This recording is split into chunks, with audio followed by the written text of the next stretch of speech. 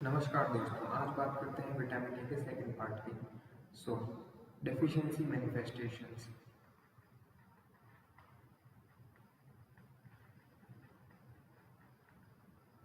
पहला deficiency manifestation है night blindness और निक्टोल्पिया।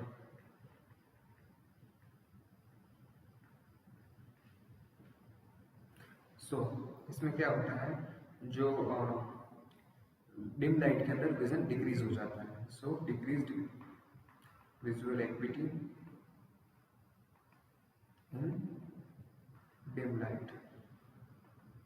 और जो डार्क एडेप्टेशन टाइम है, यानी कि time required to adapt eye to see object in dim light. Dim light के अंदर ऑब्जेक्ट को देखने के लिए जो हमारे आंखें एडेप्ट होने में जो टाइम लगाती है वो टाइम बढ़ जाता है। विटामिन ए की डेफिशिएंसी में वो टाइम बढ़ जाता है। डिम लाइट के अंदर ऑब्जेक्ट देखने में टाइम थोड़ा ज़्यादा लगता है, तो that is increase dark adaptation time.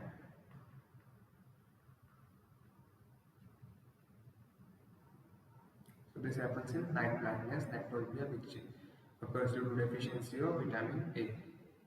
ठीक है, नेक्स्ट बिटॉट स्पॉट।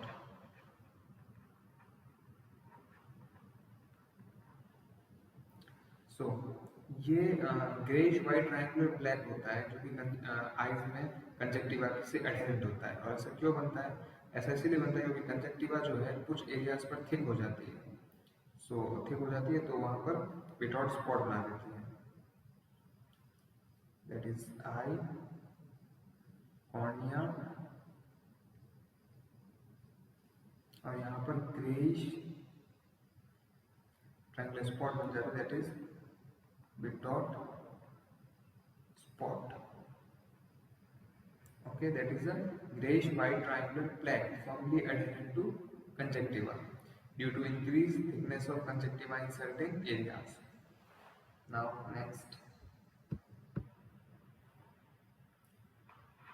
manifestation है xerophthalmia.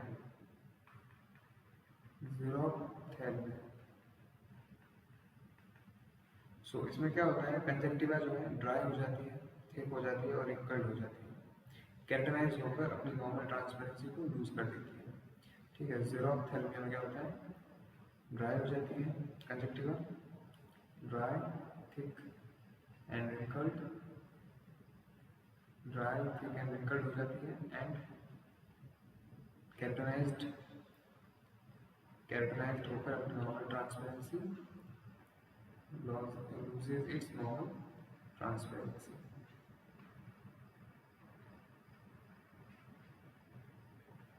That's due to vitamin A deficiency, xerophthalmia and bitrot spot and night blindness. ठीक है, now next is keratophagia.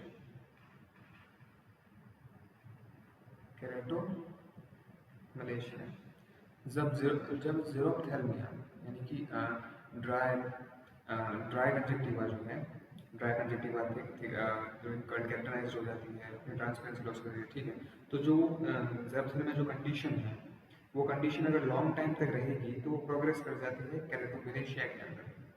ठीक है, और केराटोफिलेशिया का मतलब होता है सॉफ्टनिंग ऑफ कॉर्निया, जिसकी वजह से क्या हो जाएगा, कॉर्नियल ओपेसिटी डेवलप हो जाएगी और वहाँ पर कॉर्नियल अल्सरेशन भी हो सकता है, बैक्टीरियल इन्फेक्शन की वजह से परफोरेशन हो सकता है कॉर्निया का, और टोटल ब्लाइंडनेस भी हो सकती है। ठीक है, so when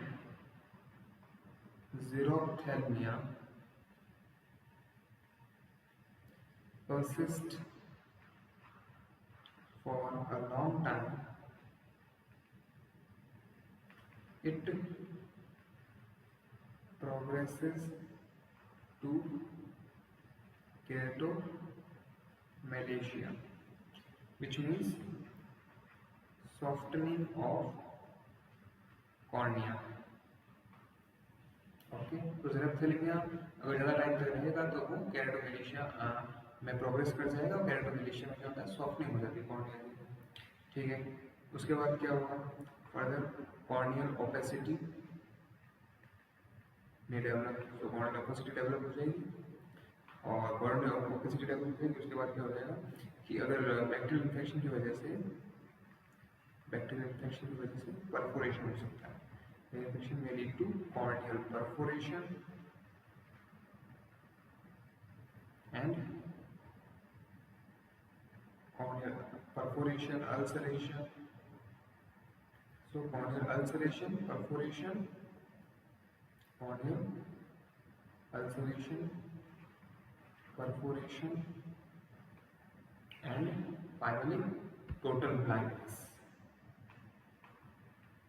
Total blindness may happen. So xerophthalmia dry thick and wrinkled conjunctiva और फिर कैरेक्टराइज हो जाती है और फिर वहाँ पर ट्रांसपेरेंसी लॉस कर देती है।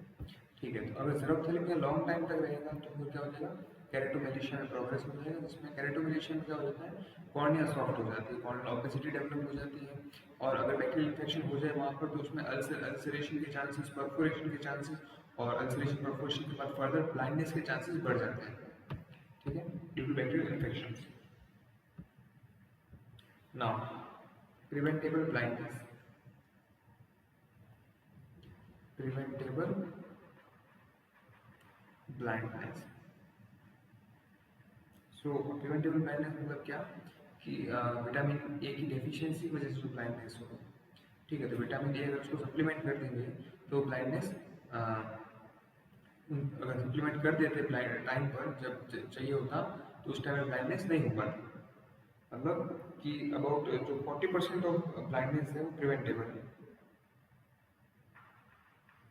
40% of blindness is preventable. Okay, मतलब विटामिन ए की सप्लीमेंटेशन से उस ब्लाइंडनेस को प्रिवेंट किया जा सकता है। ठीक है,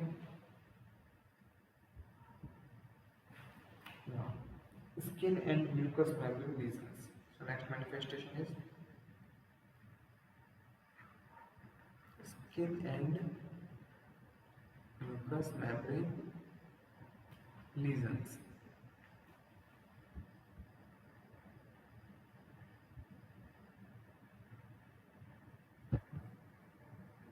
So hyperkeratosis,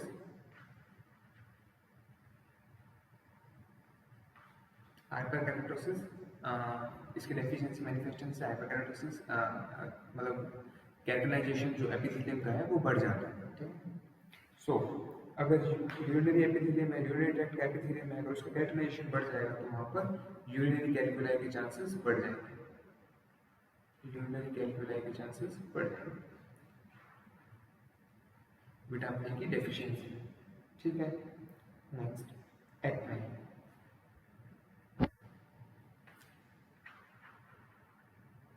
सो एक्ने मोस्ट कॉमन डिजीज है स्किन की। ठीक है, सो विटामिन ए क्या करता है, सीबम प्रोडक्शन को कम कर देता है, सीबम के सीक्रेशन को कम कर देता है। ठीक है, so vitamin A reduces sebum secretion. So अगर सीबम के सीक्रेशन को कम कर दिया तो सीबम रिलीज नहीं होगा तो एक्ने कम होंगे। ठीक है, सीबम कम रिलीज होगा तो एक्ने कम होंगे, तो विटामिन ए जो है एक्ने के प्रिवेंशन में हेल्प कर रहा है, एक्ने को होने नहीं दे रहा है। ठीक है, नाउ नेक्स्ट करते हैं sources of vitamin A. So animal source, animal source कौन कौन से हैं, egg, cheese, so egg, cheese, other milk products and liver. Okay, so animal source की बात करें तो एग, यॉक, चीज और बाकी मिल्क प्रोडक्ट्स और लीवर। ठीक है, नाउ प्लांट सोर्स हमको बताइए क्या क्या। So plant source carrot, papaya, mango, pumpkin, green leafy vegetables, pumpkins, green leafy vegetables।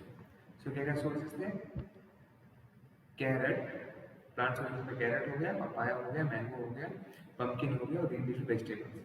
ठीक है। सो नाउ अब बात करते हैं थेरेप्यूटिक। सो थेरेप्यूटिक यूज में बात करें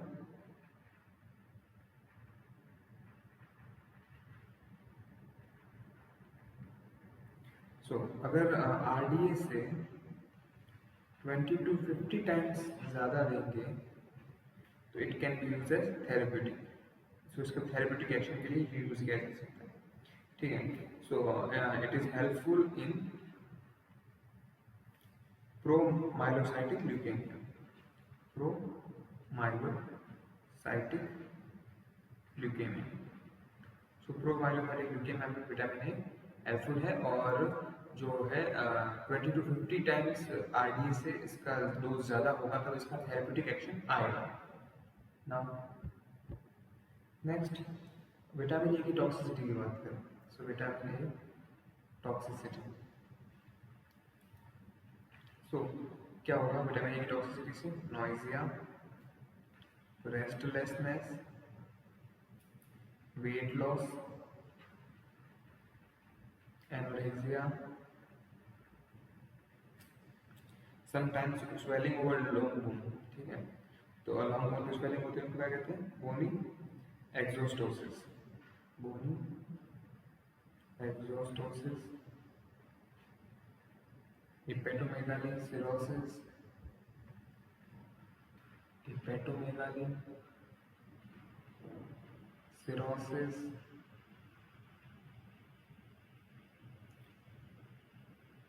अगर रेटिनॉल की कंसंट्रेशन हाई रहेगी तो क्या होगा? लाइसोसोमल एंजाइम्स बढ़ जाएंगे, जिसकी वजह से सेल डेथ बढ़ जाती है। ओके।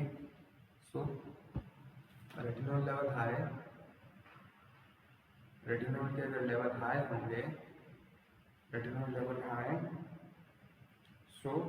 लाइसोसोमल एंजाइम वो भी बढ़ जाएगा और फिर से सेल डेथ भी बढ़ जाएगा। Now, next, हाइपरकैरोटिनेमिया। हाइपरकैरोटिनेमिया में क्या है कि जब हम कैरोटीन रिच फूड ज़्यादा खाते हैं तो ये कंडीशन होती है। इस कंडीशन में क्या होता है कि स्किन जो है वो येलो हो जाती है, लेकिन ये जॉन्डिस तो है नहीं, तो स्क्लेरा में जो है कोई स्टेनिंग नहीं होगी। So no staining in sclera, but skin is yellow. ठीक है। Thank you.